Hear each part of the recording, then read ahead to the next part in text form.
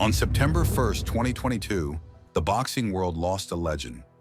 Earnie Shavers died at age 78, just one day after his birthday, at his daughter's home in Virginia. The tributes poured in from across the globe, all remembering the same thing. This was the punching power that cost him everything. Earnie Shavers possessed the most devastating right hand in boxing history, yet the very gift that made him the most feared heavyweight never brought him a world championship. His story is one of incredible power, crushing defeats, and ultimate redemption. Born on August 31st, 1944 in Garland, Alabama, Earnie D. Shavers was one of 10 children.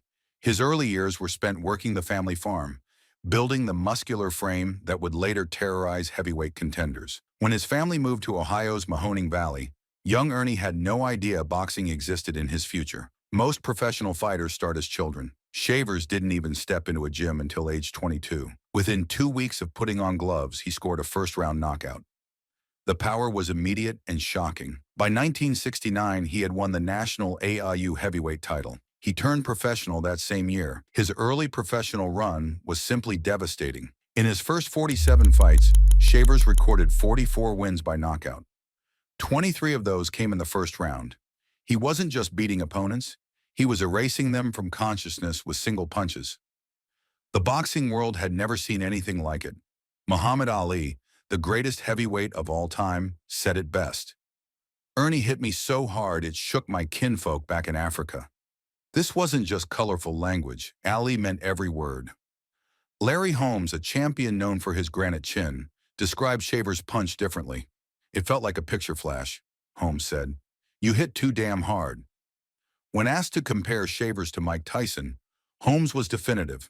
Shavers hit by far harder. George Foreman, himself a legendary puncher, actively avoided fighting Shavers during his prime. On Late Night with David Letterman, Foreman admitted with a smile, "I never fought Earnie Shavers, thank goodness." Even glancing blows from Shavers caused excruciating pain. Tex Cobb described a missed right hand that caught his shoulder. "It felt like someone had dropped a bowling ball on my shoulder," Cobb recalled. Ken Norton, Joe Bugner, and Ron Lyle all credited Shavers as the hardest puncher they ever faced. Shavers didn't rely on natural gifts alone. He trained with specially designed gloves filled with lead pellets. He would pound the heavy bag for hours, perfecting his technique and building even more devastating power. Opponents feared him before they ever entered the ring. But power alone doesn't win championships. Shavers learned this harsh lesson in the biggest fights of his career. On September 29, 1977, Shavers finally got his shot at Muhammad Ali's heavyweight title at Madison Square Garden. The fight was broadcast in primetime by NBC, with judges' scores announced after each round to prevent controversy. In the second round, Shavers landed a massive overhand right that badly hurt Ali. The champion was visibly dazed and in serious trouble. But Ali, the master of ring psychology, employed brilliant mind games. He exaggerated his distress, making Shavers hesitate instead of pressing for the knockout. The tactic worked perfectly. Ali recovered and the fight became a brutal 15-round war. Despite being on wobbly legs before the final round, Ali's corner urged him to take charge. He responded with a furious final round that even staggered Shavers. Ali won by unanimous decision, but the crowd booed loudly in disagreement. The statistics told a different story than the judges' scorecards. Shavers outlanded Ali 266 punches to 208. He threw more punches, maintained higher accuracy, and landed significantly more power shots. Shavers outlanded Ali in 8 of the 15 rounds. Specific rounds highlighted questionable judging. In round 4, Shavers dominated, outthrowing Ali 63-26 and outlanding him 22-1. Yet one judge still gave the round to Ali. In round 9, Shavers landed 13 punches to Ali's 4, with better accuracy, but no judge scored it for him. Many believe this brutal encounter contributed to Ali's later health problems. Holmes controlled the early rounds with his masterful jab, cutting and blurring Shavers' right eye. But in the 7th round, when Holmes momentarily dropped his guard, Shavers landed a concussive right cross that sent the champion crashing to the canvas. Holmes described seeing a big flash and feeling like lightning struck. "Amazingly, the punch automatically woke me up, and he staggered to his feet at the count of 5.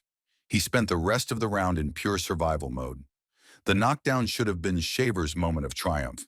Instead, it became his downfall. The massive effort required to drop Holmes had completely exhausted him. By the 11th round, Shavers was sucking wind and barely able to hold up his hands. Holmes systematically battered the helpless challenger until the referee stopped the fight. After the bout, Shavers needed 27 stitches and surgery for a detached retina.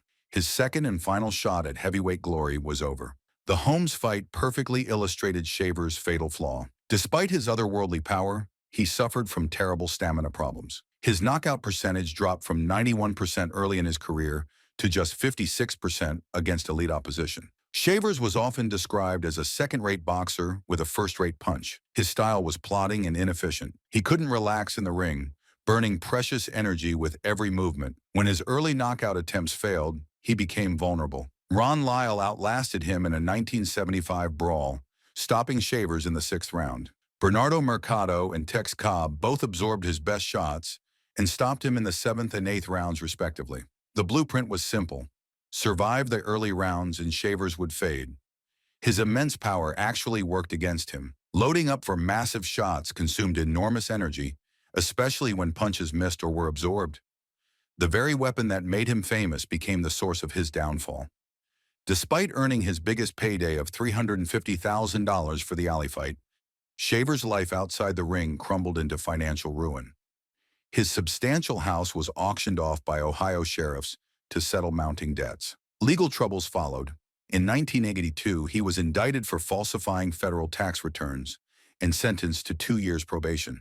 The IRS demanded $172.40 in back taxes. In 1981, he was arrested for purchasing gold coins with a worthless check, though charges were later dropped. A bank initiated foreclosure proceedings over $338,000 in unpaid loans. He faced a $62,000 judgment from a real estate deal. His financial chaos was complete. Promoter Don King had secured half of Shavers' career for just $8,000, then blocked fights and forced him to accept as little as $5,000 per bout. 5 divorces took their toll on his finances and emotional well-being.